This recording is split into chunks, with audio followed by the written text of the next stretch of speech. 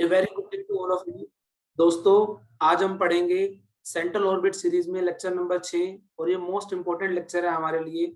इसमें हम find out करेंगे velocity, areal velocity, time period and some numericals. So the content of this lecture is, first of all, what is linear velocity and aerial velocity of an orbit. Second, show that aerial velocity of an orbit is constant. Third, velocity of an orbit at any point on the curve. Third, how to find the velocity of an orbit in numerical way. Find time period when orbit equation is given, and find orbit equation when velocity is given. So it is very important lecture. So first of all, what is linear velocity and aerial velocity of an orbit? Let us consider an orbit which is revolving around a sun. At any time, the orbit is at position P at a distance r from the sun. Now, after some time, the orbit is at the position Q, covering a distance of delta s. Now, the linear velocity means the linear displacement over time, means the linear distance covered in what interval of time, that is linear displacement over time taken.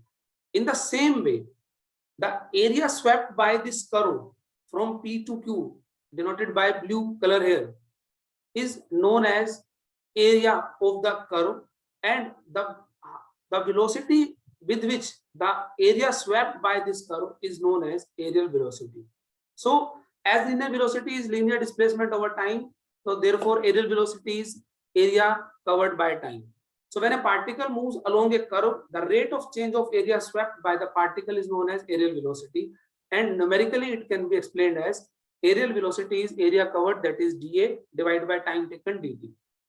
Now, suppose at a person not considering this aerial velocity, another person after 6 months, 7 months, and any time, the orbit is at r position, and after the same interval of time, next the orbit moves to the s position.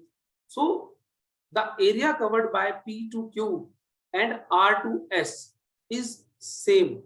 Now next we have to show that the aerial velocity is constant.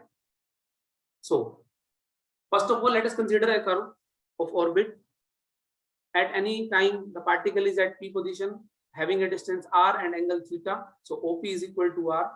Now, after some time delta t, the particle moves to Q point, that is r plus delta r, theta plus delta theta. Now again, the angle is delta theta. So first of all, we have to find out the area swept by this curve from P to Q, that is area of triangle POQ. Now, area of triangle POQ means in 11th class, we studied that area of a triangle when there is no perpendicular, there is no base, so half AB sine C. If we consider the two sides, then their angle between them is sine of the angle between them is the area of the triangle. So area of triangle is half PQ, first distance is R, second is R plus delta R, and the angle between these two curves is delta theta. So sine of that angle. So area of triangle POQ is half R plus delta R sine delta theta from this formula of 11th class trigonometry. Now, as Q is very close to P, the area swept by this region POQ, that is sector, and area covered by this triangle POQ is nearly same. You can see that from the red line, this is area of a triangle, and if we remove the red line, the area is left is area swept by the sector. So the sector POQ is nearly equal to the triangle POQ because the delta t tends to 0 as Q and P are nearly close to each other. So the rate of description of sectorial area, that is the rate of change of aerial below sectorial area is, that is sectorial area POQ divided by the total time taken, that is delta t, and limit delta t tends to 0. So sectorial area is nearly equal to the triangle area, substitute the value here, and since delta theta is very small, so sine delta theta is delta theta, substituted here, multiply delta theta from the bracket, r delta theta plus delta r into delta. When two small things are multiplied together, their multiplication is again so small. So delta r delta theta will be neglected here. And limit delta theta by delta t will becomes d theta by dt. And we know that r square d theta by dt from our lecture number 2, from this quantity is equal to h constant. Now this is h by 2. So we can say that the rate of description of sectorial area means the aerial velocity is equal to h by 2 and it is constant. So our first part prove ho gaya. Now second part is to find out the velocity at point P. For this we have to consider the same orbital figure, but here what we have to find out this, we have to find out the area of a triangle by other way. When there is no base and no perpendicular, so draw a perpendicular to this curve at point P. So draw this curve, that is it becomes our pedal coordinates. Now base is your PQ and perpendicular is your P. So area of a triangle is half into base into height. So PQ is delta S and height is perpendicular, that is P, and aerial velocity is again limit delta t tends to 0, area swept by this curve divided by time taken. So half delta S into P divided by delta t. Now half and P will be constant and limit delta t tends to 0, delta S by delta t becomes the rate of change of displacement, that is your velocity. So it becomes half ds by dt, that is half pv. So we are finding the aerial velocity from another way, that is equal to half pv. And we also find in the previous slides that aerial velocity is equal to h by 2. So compare these two values. So h by 2 is equal to half pv and cancel out it, pv is equal to h. From here we can find out v is equal to h by p, or we can say that v is inversely proportional to p. This is how to find the velocity of an orbit at any point p. Now to find the velocity of an orbit in numerical way, numerically what we have to given, either the orbit equation is given or the force law is given. If orbit equation is given, it means the equation is given in r theta or rp. If equation is given in parallel form rp, v is equal to h by p is or direct will give the velocity. But if the equation is given in r and theta, then squaring both sides, substitute the value of 1 by p square, which is equal to 1 by r square plus 1 by r4 dr by theta whole square, or we can convert it into u by substituting u is equal to 1 by r. So v square is equal to h square u square plus du by d theta whole square. This is our formula of velocity when orbit equation is given in polar form. When force law is given, हमने पहले भी पढ़ा है, अगर force law given है तो हम क्या करेंगे, पैरेलल फॉर्म की डिफरेंशियल इक्वेशन यूज कर लेंगे. तो h square by pq dp by dr is equal to f and integrated, it will becomes h square by minus 2p square is equal to f dr plus c, and h square by p square is your v square. You can see it from the left hand side. So v square is equal to v square by 2 is equal to minus integration f dr plus c. From these two slides we can see that if orbit equation is given, the formula is v square is equal to h square u square plus du by d theta whole square.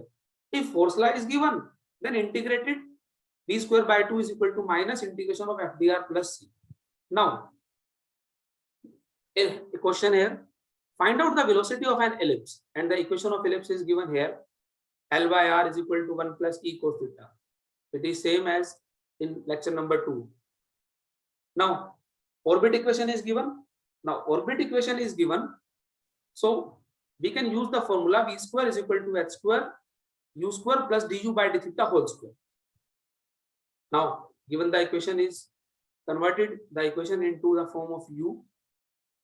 So du by d theta, because we have to find out the derivative of u with respect to theta and substitute in the above equations, and substitute it, we will get v square is equal to this. And a simple calculations, Now, basically, h square is equal to lambda into L, which is in our lecture number 2, when we have to find out the force law of this orbit equations, and the constant is given by lambda, that is h square by L. So h square is equal to lambda L, substituted here. Now, after simply calculated it, cos square theta plus sin square theta will be equal to 1. The equation will be v square is equal to lambda by L, 1 plus e square plus 2 e cos theta, substituted here, 2ul minus 1. Now, this is the important line. v square lambda को L को अंदर भेज दो, lambda बाहर रह जाएगा. So 2u L से L cancel हो जाएगा, 2u minus and 1 minus e square by L. Now, this is okay from this concept. But now we have to convert it into our formula form. So substitute the value of eccentricity and L here.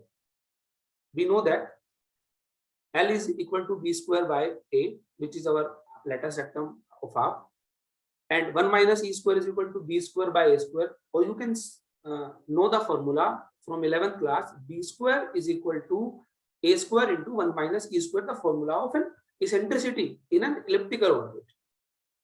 Now substituted the value in above equations and calculated, we will get v square is equal to lambda 2 by r minus 1 by a. This is your formula for velocity of an elliptical orbit. Now next is find the time period of that orbit. Now for the time period, but we have to know, हमें सिर्फ इतना पता है, हमने मान लिया कि t हमारा टाइम पीरियड है पूरे ऑर्बिट का, एक बार ऑर्बिट रिवॉल्व होने में t टाइम लगता है, लेकिन हमें ये मालूम है कि rate of change of area is equal to h by 2, that is areal velocity is equal to h by 2 is constant.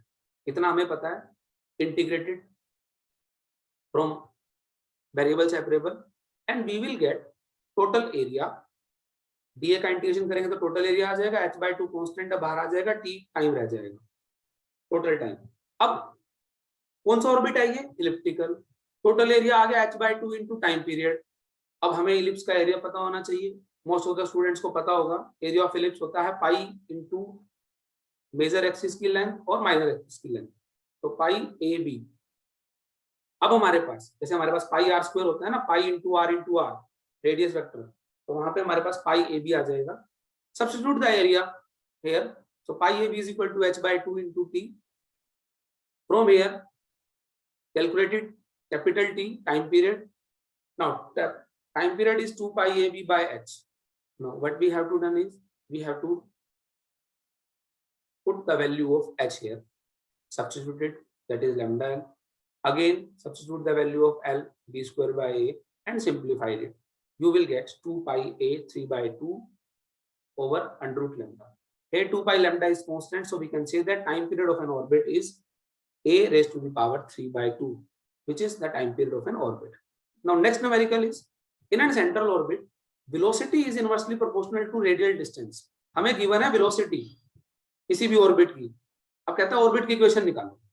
Orbit की इक्वेशन गिवन हो, वेलोसिटी हम निकाल सकते थे, हमने पीछे 2 तरीके पढ़े थे उसके. अब हमारे पास और उल्टा है, वेलोसिटी गिवन है और ऑर्बिट इक्वेशन निकालनी है. तो it is simple, velocity inversely proportional to the radial distance, so v is inversely proportional to 1 by r. Proportionality sign हटाने के लिए equal to sign, that is some constant, we will take mu, so v is equal to mu by r. Now v is equal to mu by r, and we know that velocity, हमें orbit equation निकालनी है. फिर से ये orbit equation नहीं बता रखी कि हमें किस फॉर्म में निकालनी है, पेडल में निकालनी है या पोलर में निकालनी है. तो जब बता ही नहीं रखी तो पेडल इक्वेशन में निकालना आसान है. तो v is equal to h by p का फॉर्मूला हमें पता है, substitute here and simplified it, we will get p is equal to h by mu into r, required equation of orbit. So this is your assignment. So I hope all of students will done this assignment, very much important assignments, and thanks for all watching this video, and I request to all of you like and subscribe the video.